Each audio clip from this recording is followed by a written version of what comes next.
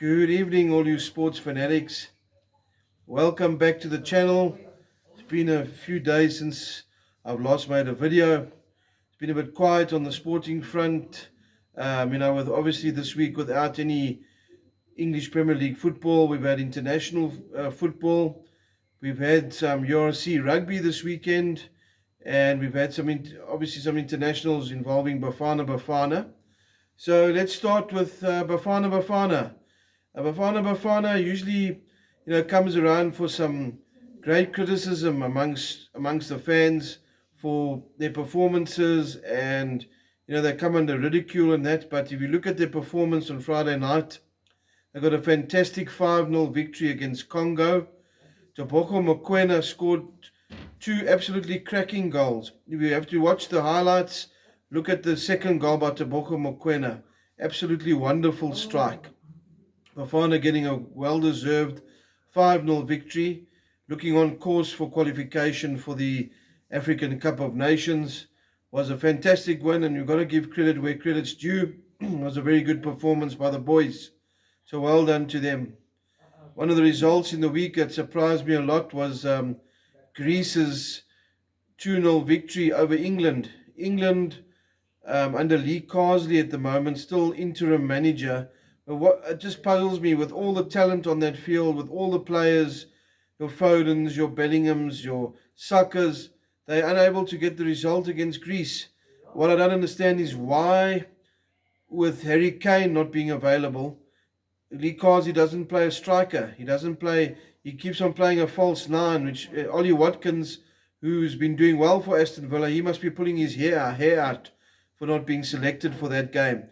It was quite a shock result, but well done to Greece for beating England in the week. I know there's some internationals going on now. England were playing Finland. Yeah, and there's quite a few games on at the moment in Nations League. But I must be honest, I don't know if you guys agree. This Nations League, these international fixtures, when they're not part of major tournaments, they really bore me. And I think, there is a place in football for them, yes, for qualification and that. But this Nations League, to me, there's too many games. Now with the Champions League format being extended, I just feel that there's too many fixtures. And these internationals, you have to play for your country, I understand that. But there's a lot of injuries that happen, and a lot of momentum gets taken away from the players and from the various clubs. A lot of momentum stops, and some players don't come back healthy. Some players travel to all corners of the world and have to play fixtures close lunchtime kickoffs in England.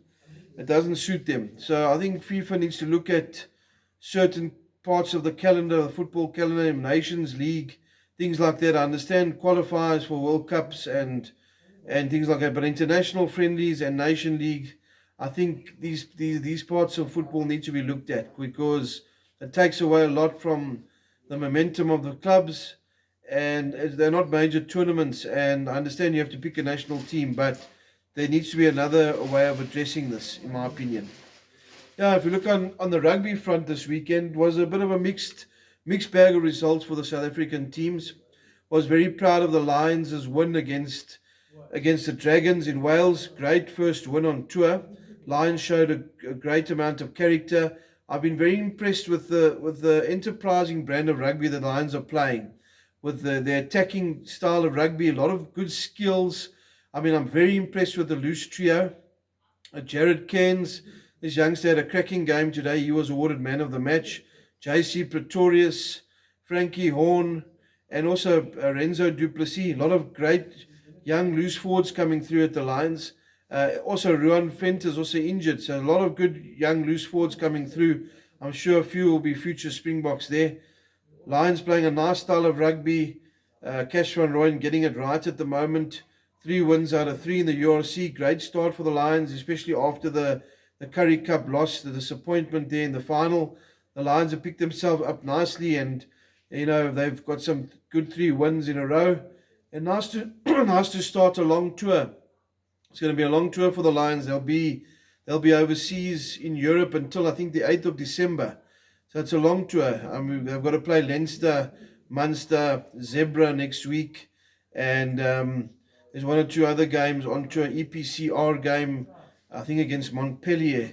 So it's a tough tough tour for the Lions, and just hoping the players stay fit and the squad stays fit and the depth is there in the squad to handle any injuries and that.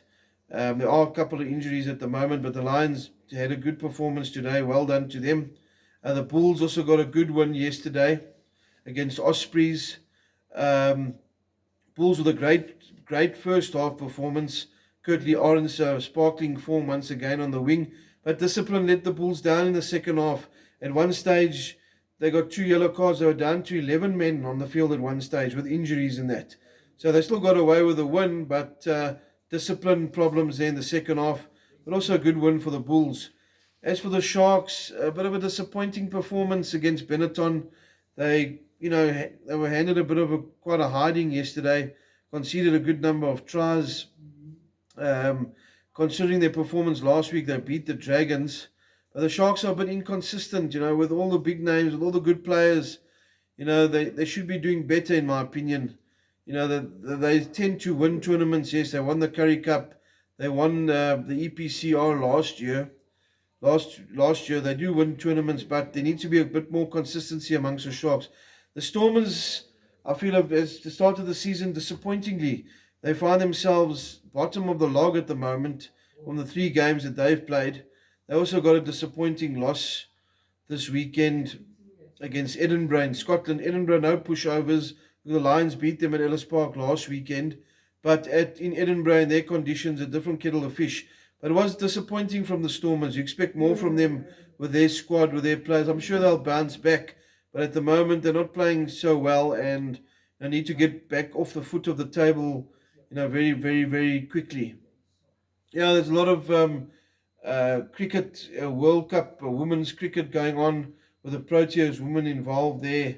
There's quite a number of domestic cricket competitions. There's T20 happening now, domestic T20. That's something good to watch. Some good young players coming through in the domestic formats. Yeah, on the international front, rugby, it's been a bit quiet now, waiting for end of year tour for the Springboks. Now, the Springboks have the end of year tour in November with tests against Wales, England at Twickenham, massive one, and against Scotland. So that's going to be an interesting tour in November. But right now we look forward to the rest of the URC games. Some English football, European football coming back after international break this week coming up. I know for Liverpool supporters, Alisson Becker's got quite a serious hamstring injury. He's going to be out for, I think, a month or two, which is a bit of a blow for us. We've got a tough run of games coming up, but Arne Slot started the season beautifully with 9 wins out of 10. Great start for the new manager. Arsenal up there looking good. Manchester City always looking threatening as usual. So yeah, in my opinion, it looks like a 3-horse race at the moment. Aston Villa, Tottenham, they just don't seem to have the consistency to actually challenge for a title. Manchester United, to me, have their problems and need to be sorted out very quickly. Erik ten Hag under pressure, massive pressure still, I feel. And they need to sort things out defensively. And, not only defensively, they need to score goals. They've started the season very slowly, not scoring many goals. And they need to turn things around very quickly.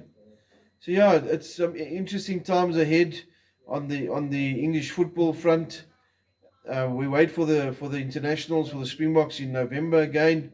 Yeah, so it was a good weekend of sport. A little bit quiet. URC was good for the Lions and the Bulls. Yeah, but otherwise, a nice weekend of sport. Well done to Bafana Bafana. You've got to give them credit for that 5-0 win against Congo. Top win from the boys, Hugo Bruce's men. Give them the credit. They don't always get the credit that they deserve, but well done to them. Yeah, guys, so enjoy the rest of your evening. I'll be seeing you soon again with some more sporting news. Just on a last note, just wanted to mention the Shanghai Masters, the tennis. Novak Djokovic trying to win his 100th ATP tournament. Unfortunately, it didn't happen for him today. He was beaten by Yannick Sinner. Yannick Sinner, world number 1 at the moment. First set was 7-6. Djokovic, unlucky, 100 tournaments. The man's a legend. You can't take anything away from him. Pity he couldn't get it done today, but I'm sure he'll get it done very soon. On the women's front as well, at the Wuhan Open, Ariana Sabalenka, I think's won now, I think 17 or 18 matches in a row. So she's on a roll. She's won that tournament today. Yeah, so some great sport to look forward to as usual coming up. Let's enjoy it, guys. Enjoy the rest of your Sunday.